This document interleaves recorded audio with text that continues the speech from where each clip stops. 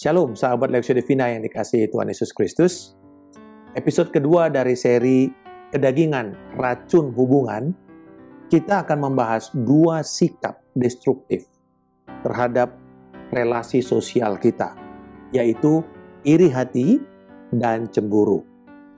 Judul episode yang kedua ini adalah Iri hati dan cemburu, menguras emosi Anda. Iri hati atau dengki di dalam bahasa aslinya pada ayat Galatia 5 ayat 20 dan 21 ini adalah itonoi. Itonoi artinya niat buruk terhadap orang lain atas apa yang orang lain tersebut miliki atau wakili. Jadi dengan kata lain, selalu punya keinginan jahat terhadap apa yang dimiliki atau yang diwakili oleh orang lain.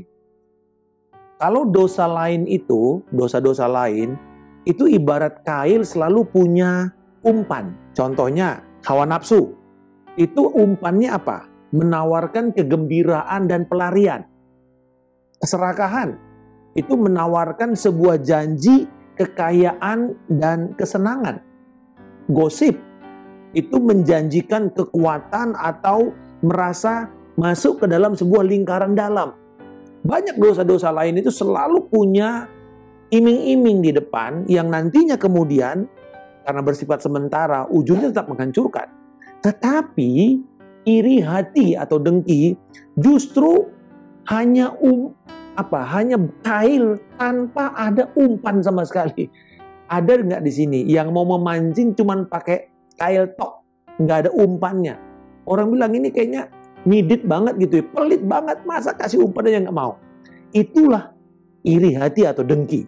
Di Alkitab contohnya, Pilatus, gubernur jenderal Romawi di Palestina, tahu dan bahwa iri hati adalah penyebab dari imam-imam kepala atau pemimpin bangsa Yahudi berusaha untuk menjerumuskan Yesus ke dalam satu situasi yang membuat Yesus akan dihancurkan reputasinya, bahkan dibunuh sekalian.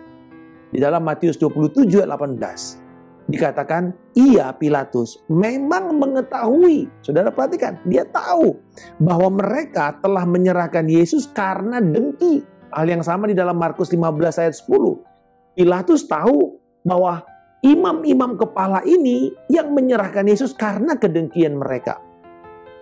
Penulis Perjanjian Baru berulang-ulang memasukkan iri hati atau kedengkian ini sebagai deretan dosa yang harus kita hindari.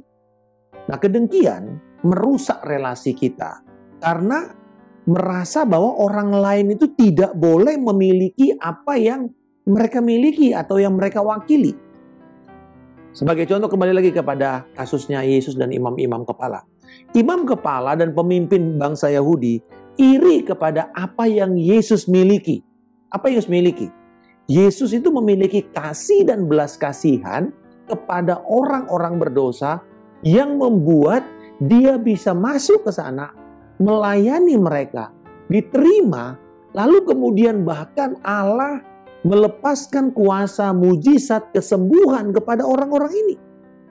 Di mana pemimpin-pemimpin Yahudi atau imam-imam kepala karena merasa mereka memiliki hak eksklusif terhadap kesucian, hak eksklusif terhadap apa yang dikatakan sebagai fatwa-fatwa agama, sehingga mereka jadi jauh dengan rakyat, jauh dengan masyarakat, dan tidak ada apa-apa yang mereka bisa lakukan kecuali kesombongan, status, jabatan, agama saja.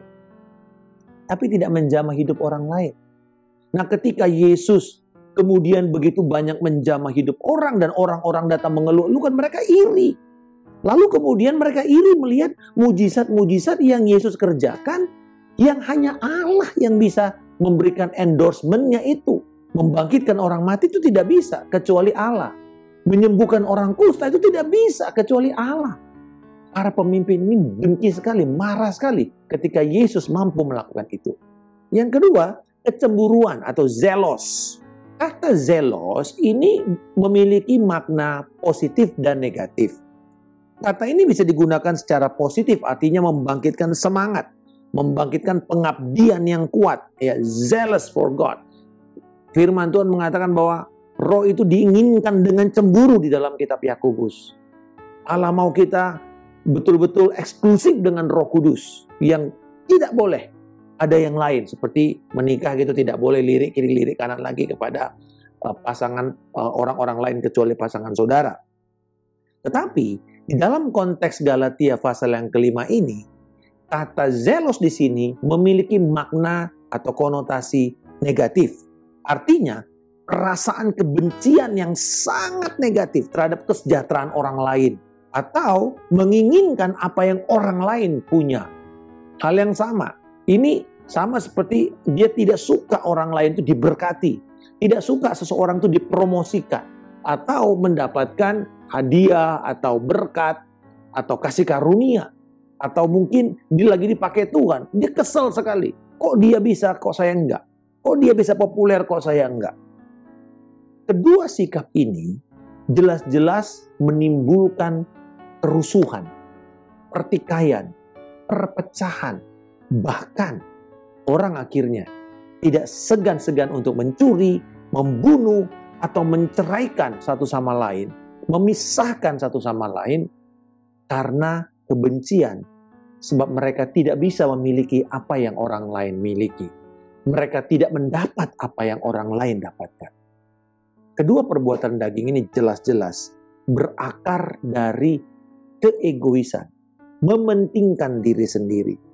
Dengan kata lain, ini adalah sebuah pemberontakan yang terbuka di hadapan Tuhan.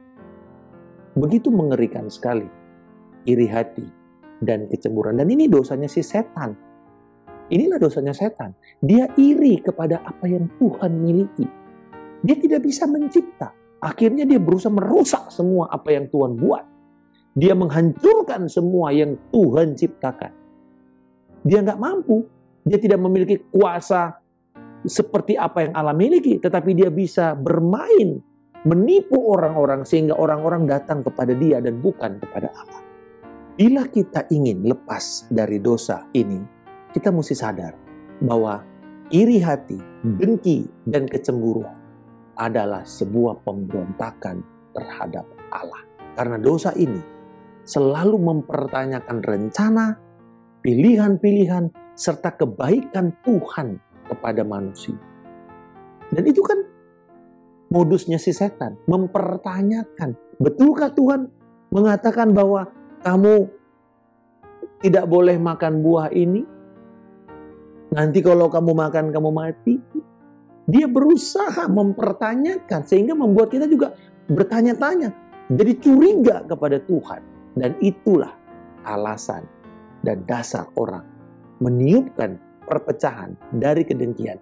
Dimulai dengan mempertanyakan baik itu rencana, baik pilihan-pilihan maupun kebaikan. Iri hati dan cemburu berfokus kepada penampilan eksternal, mau terlihat lebih baik daripada orang lain sekitarnya. Bukannya melihat kepada realita dari kehidupannya sendiri.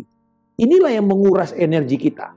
Performance oriented. Kita mau terlihat di luar itu kelihatannya begitu baik, begitu takwa. Richard Baxter mengatakan begini.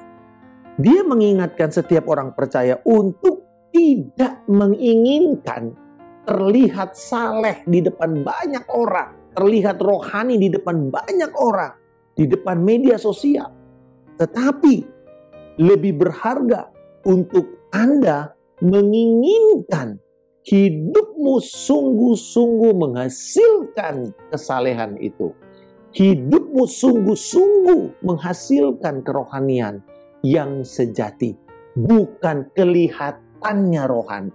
Dan gampang sekali sekarang ini kita kelihatan rohani dengan semua kutipan-kutipan atau status-status sosial kita, status di dalam media sosial kita yang kita buat seakan-akan itu rohani. Tetapi pertanyaannya, apakah kita juga ingin setiap hari tanpa orang lain lihat kita berjuang untuk terus menghasilkan buah-buah roh itu? Nah, antidotnya sederhana ternyata. Karena ini ingin terlihat di luar, maka apa yang kita lakukan adalah kita selalu melihat, memeriksa hati kita. Daud mengatakan, selidikilah aku Tuhan, lihat hatiku. Apakah hidupku ini sudah seturut nggak dengan kehendak Tuhan? Dengan kata lain, kerendahan hati.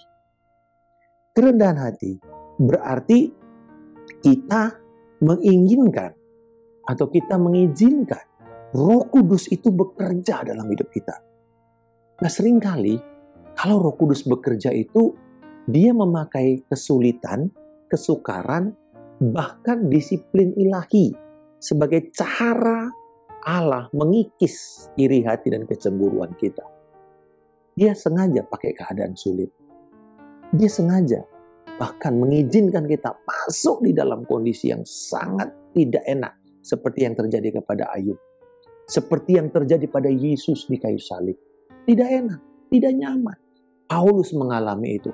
Petrus mengalami itu. Rasul-rasul, gereja awal mengalami itu. Kesukaran-kesukaran hidup karena iman kita. Bila hari ini Anda merasa iri hati itu justru bikin Anda tenang. Karena ketika Anda lihat iri hati Anda itu kepada orang lain terlayani, Anda jadi senang, Anda jadi tenang, Anda jadi damai. Hati-hati. Biarlah kiranya ini mengingatkan Anda bahwa itu bukan yang benar.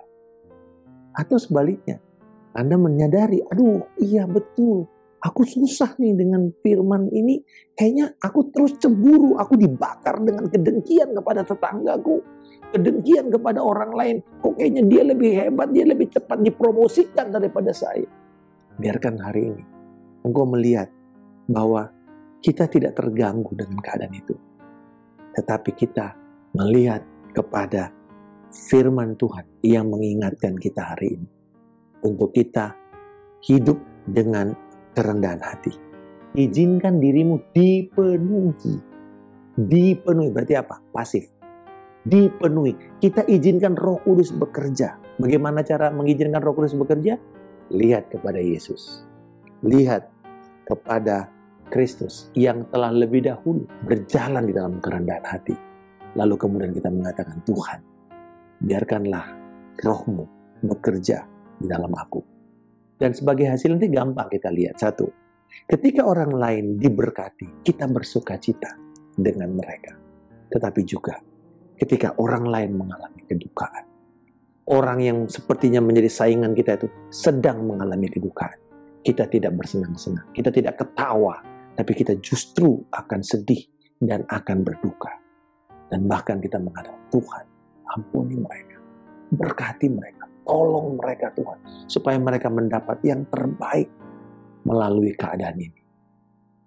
Bapa di surga, terima kasih.